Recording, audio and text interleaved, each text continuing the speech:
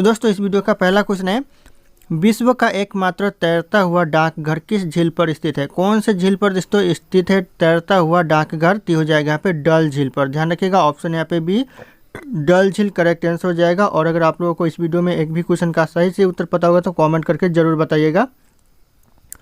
दोस्तों अगला क्वेश्चन है, भारत में अंतिम टेलीग्राम कब भेजा गया था?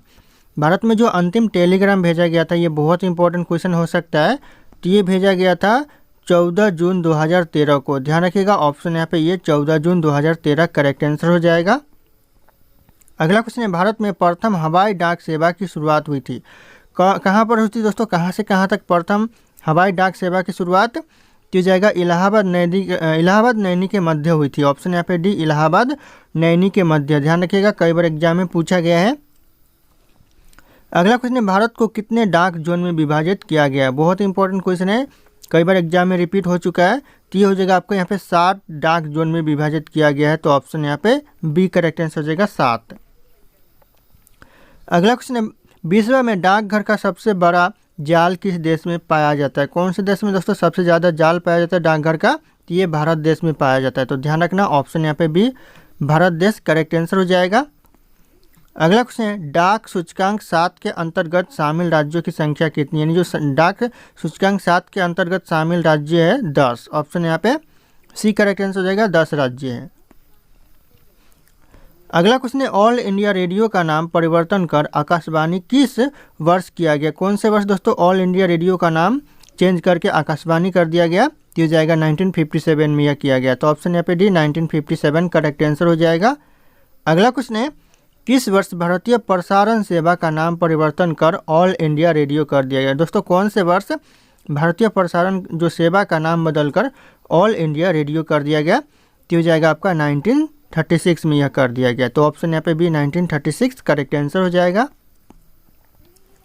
अगला क्वेश्चन है, भारत में निजी क्षेत्र में पहला रेडियो स्टेशन कहाँ पर स्थापित किया गया? जो भारत में पहला रेडियो स्टेशन जो स्थापित किया गया, यह किया गया बेंगलुरु में। ध्यान रखिएगा, ऑप्शन यहाँ पे डी बेंगलुरु करेक्ट आंसर हो जाएगा। और ये क्वेश्चन बहुत इंपॉर्टेंट हो सकता है इस बार के एग्जाम के लिए, तो ध्यान रखना आप लोग।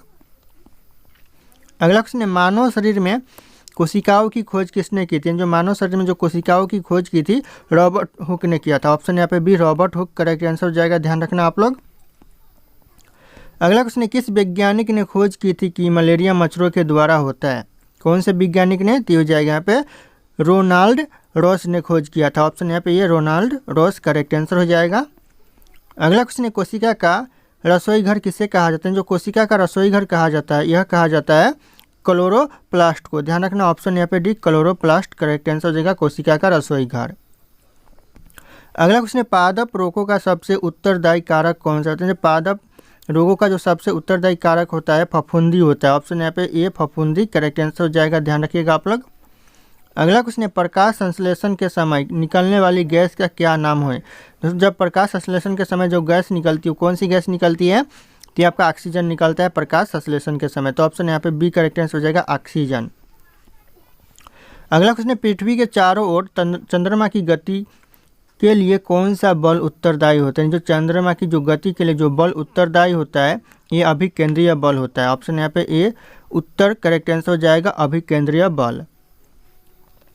अगला क्वेश्चन है, उस बल का नाम क्या है जिससे पृथ्वी सब वस्तुओं को अपनी ओर खींचता है? कौन से बल?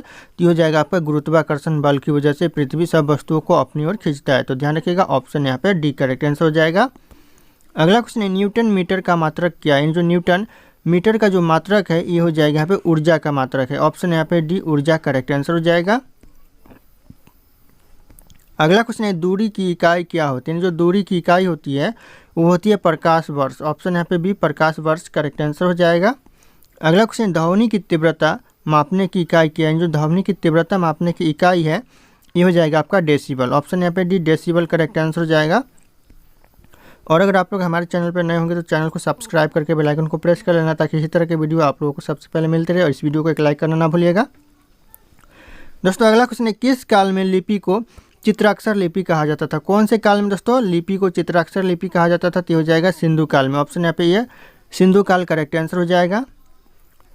अगला क्वेश्चन है, जैन सूत्र में कितने लिपियों का उल्लेख है? जो जैन सूत्र में लिपियों का उल्लेख है वो हो जाएगा आपका 18 लिपियों का उल्लेख है जैन सूत्र में। ऑप्शन यहाँ पे सी करेक्ट आंसर हो जाएगा, 18 लिपियों का।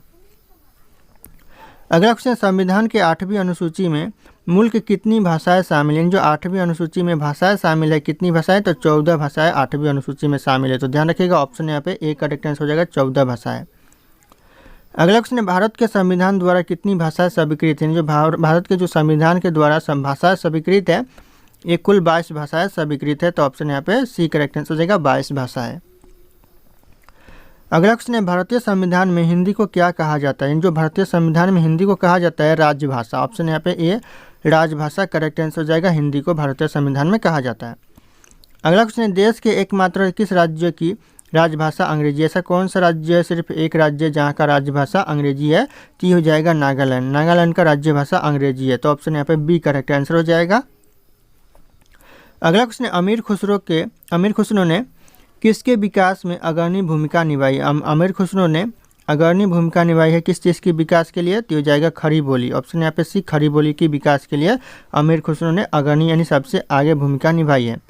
अगला क्वेश्चन है, भारत का सबसे बड़ा भाषाई समूह कौन सा? सबसे बड़ा दोस्तों भाषाई समूह भारत का कौन सा है? तो हो जाएगा यहाँ पे भारतीय आर्य। ऑप्शन यहाँ पे सी भारतीय आर्य करेक्ट आंसर हो जाएगा, सबसे बड़ा भाषाई समूह है।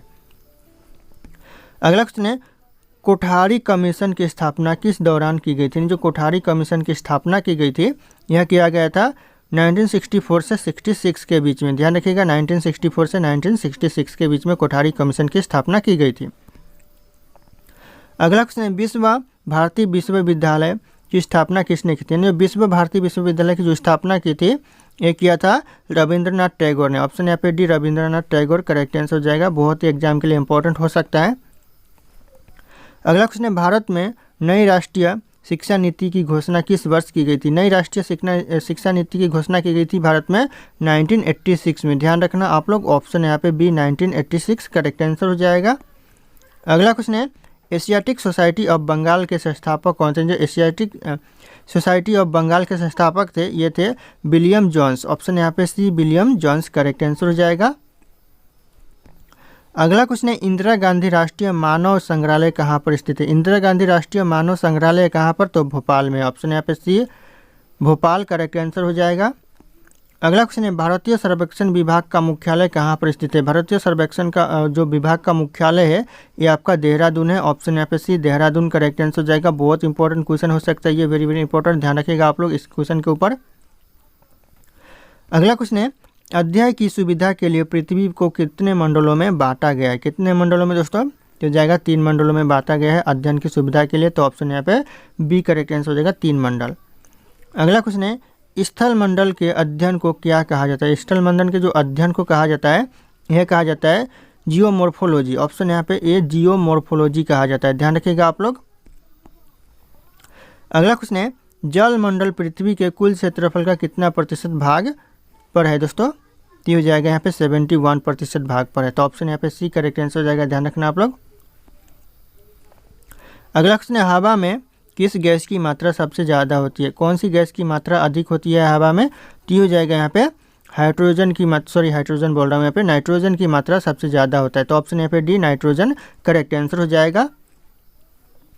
अगला क्वेश्चन है, किस मंडल को संवहन मंडल भी कहा जाता है? कौन से मंडल को दोस्तों संवहन मंडल भी कहा जाता है? तो जाएगा आपका सौर मंडल को यहाँ पे संवहन मंडल भी कहा जाता है। तो ऑप्शन यहाँ पे ये करेक्ट आंसर हो जाएगा।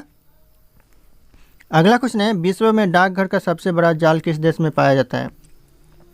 सबसे बड़ा जाल डाकघर का कौन से देश में? तो इस क्वेश्चन का सही उत्तर आप लोगों को कमेंट करके बताना है। ऑप्शन यहाँ पे सारे के सारे शो कर रहे हैं। फिर मिलते हैं अगले क्लास में।